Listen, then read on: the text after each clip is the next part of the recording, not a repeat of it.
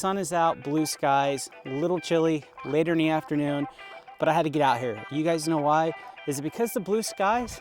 I don't know. Is it because this dirty ass hay? No. Is it because I've got my new e-bike out here? Exactly why. Folks, let me introduce you to my new bike. This is the Mach-Wheel Basalt 2.0 step-through e-bike. This e-bike is sitting on 26 by 4-inch tires. Now these tires are not the ones that came with it. Unfortunately, if you've been following my life's journey, 2.7 miles into my first ride, I got a flat. Back tire was flat. The tires that came on this had a white reflective tape around it, and I could not find a replacement. So I'm very technical. I don't like stuff being different. So I didn't want to have one tire with white stripes and the other this tire. So I bought two of these tires. Very knobby, pretty similar to the tires that actually come on the Mach-Wheel, so not too much difference. So far so good, but I've not had a lot of riding on it. But it does come with the Tektro hydraulic disc brakes, and of course you're going to get the 180 millimeter rotors. Brakes are good so far. The shop that put my tires on did do some small adjustments, so I appreciate that. But this bike is a beautiful white. Now, I did not want white, but look at this. I don't know how good it comes across, but it kind of fades from a black stripe to like a titanium silver. I like that. It does the same thing right here. Just a little bit of, and then it says Basalt ST down there. Just a little bit of branding. I like the way it looks. But we talked about the 26 by 4-inch tires. We talked about the 180 millimeter rotors. This has a 750 watt motor. I think it peaks at 1100. Maybe I should not say that, but I think it peaks at 1100. It has the turn signals, which is pretty neat. It's got the turn signals built in right here.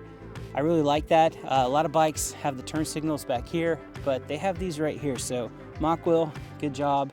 It's got the patented Mach-Wheel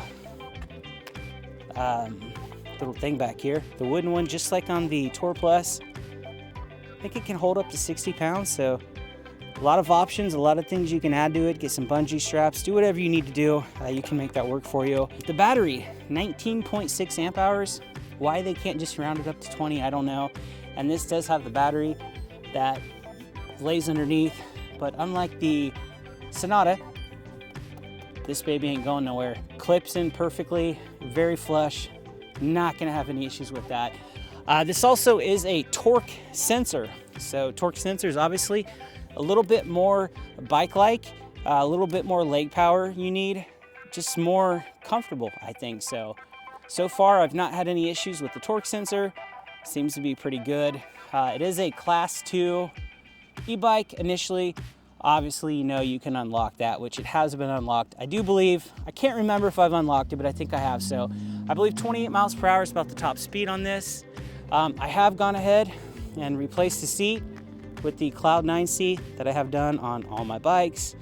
I've put the same mirrors that I had on the Sonata on this, left rear mirror, right mirror. So those have been pretty much a given.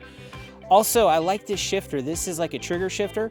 So it is a 7-speed Shimano, but trigger shifter, everything happens down here. I like that. It's just more natural. I like having my hands and my fingers there. I don't have to worry about going up here or anything like that. But with this display, you can actually pull it off and you can take this with you. So that way, if you're going somewhere, a little more protection. You don't have to worry about people coming and trying to steal your bike, because this is not going to be here. It does have a adjustable stem. Obviously, if you can kind of look at it, you can tell I've adjusted it a bit. I like the upright position, so I have adjusted them a little bit upright to more square up with it. They were a little farther down when you got them. Not terrible, but my riding style, I prefer it being up top, so that's done. It's got the fenders, plastic, you know, you get what you get. A headlight, I think this is the same headlight I had on the Mach-Wheel Tour Plus. Haven't had a lot of time to really check it out, but I'm assuming it's going to be good. It's got the front fork, I can't talk, suspension, click adjust, whatever you feel comfortable, and then over here you can adjust it even more to your own preference. So some of the things I did, I talked about the seat, I talked about these mirrors. I did add this, and I don't like this bag. So when I bought this, it was black, and I thought these stripes were white. They're more gray. And with the mock wheel basalt, there's not a lot of room to put it down there, and I couldn't figure out how to get it perfectly. So it looks kind of funky up front. I don't know if I like it. Now, if you come out here and you look at it, like, let me see, yeah. Like from the front, it looks pretty good. It looks like it's firm, looks like it's in a great spot, but come back here, yeah, kind of funky. So we'll see if that stays. And then of course I got the Gub phone holder. It would not be a e-bike without one of those on it. It's just my style. I will always buy that. Also, this bike has these little gel. So I'm not sure what to think about it. I can't say anything bad about it, but I think I'll get used to it. Yeah, I've never seen that before. So just a little extra protection there for your hands. The power part, I don't even know what to call this. I never know what to call this. But this is pretty basic. You got your power right here, pedal assist up, pedal assist down, and then turn signal left, turn signal right. Pretty basic. You can go into the settings, I believe, by pressing 3 of these. I did this when I first got the bike. I haven't touched it since, so I'll have to spend more time to remember how to do all that. But I've also taken to pedals. Now, I've gotten really big on changing pedals. I originally was gonna buy more white pedals, but I already bought white ones on the Sonata, so I like these. I like the like a titanium collar. It kind of matches that right there on the mock wheel, and kind of matches that right there. So it's got the little knobs at the end too. Grip your feet. You're not gonna have to worry about your feet slipping. Little reflectors at the end too, so not had any issues with that as well. Pretty basic kickstand. I mean, it's just a kickstand. I can't really say anything positive or negative about it. It does its job. It's holding the bike up, so I guess that's positive. And I talked about the turn signals again. I think that's a pretty cool little thing that they did. So just a really good looking bike. And if you don't know the mock wheels, you can actually use this if you buy an inverter.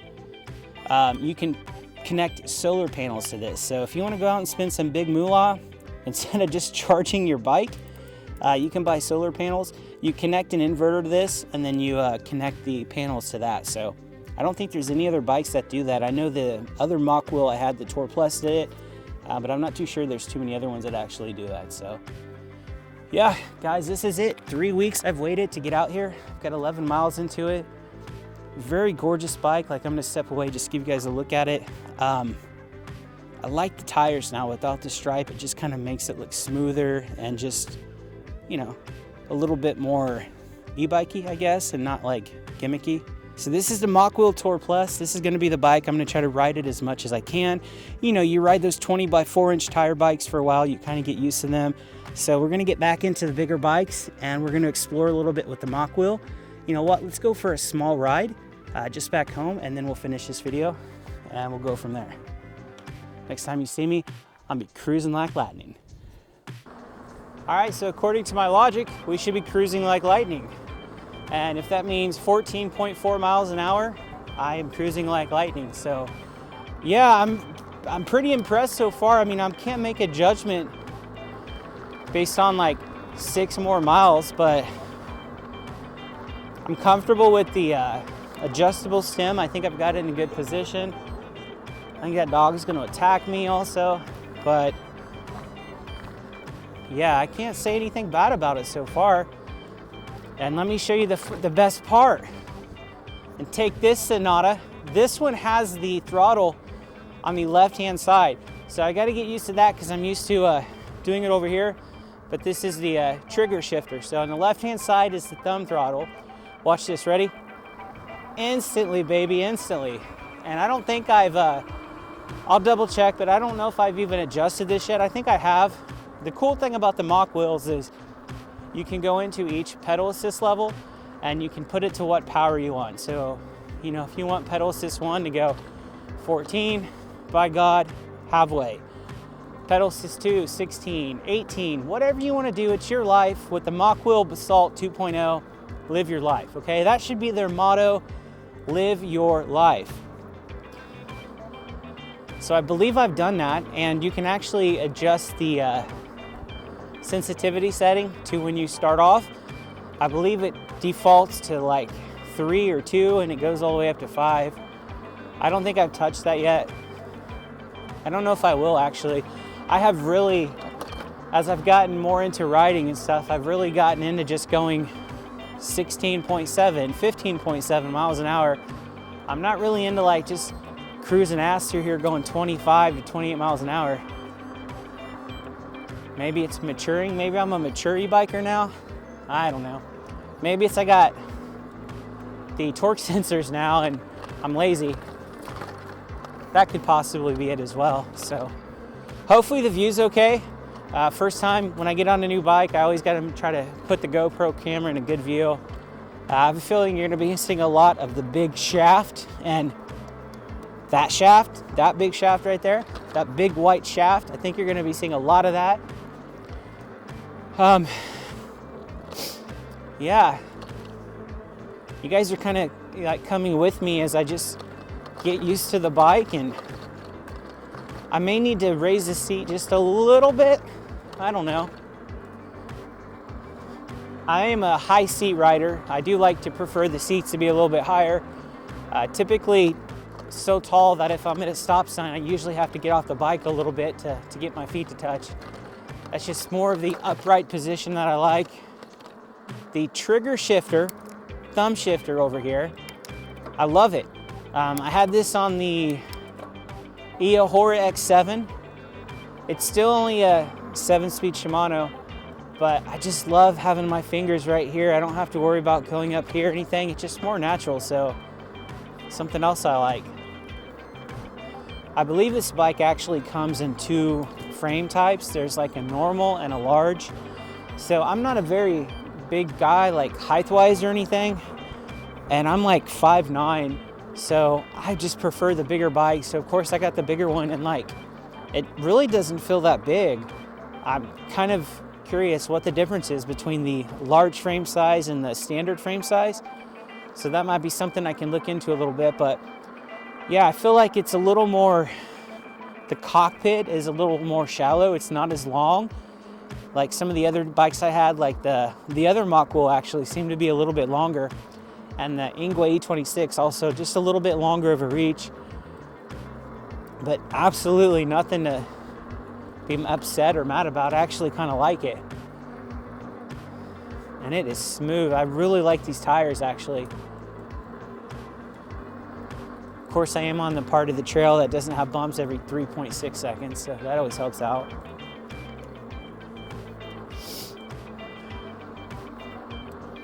Hi. All right, so we'll go ahead and go straight here. I was a little chilly because I believe we're in like the 50s today.